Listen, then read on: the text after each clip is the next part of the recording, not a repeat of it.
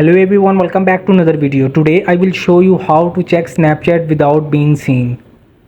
So from here, what to do? The first step is to open the Snapchat app. So from here, what to do?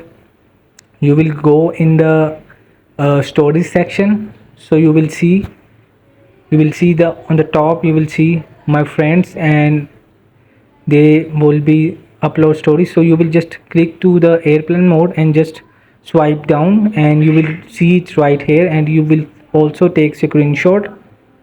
So this is when you turn the net your off, so it will be not able to see their story.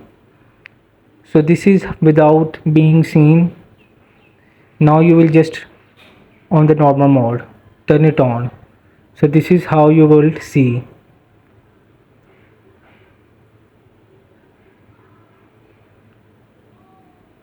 So hope this video help you. Please don't forget to like and subscribe and get notified for more videos.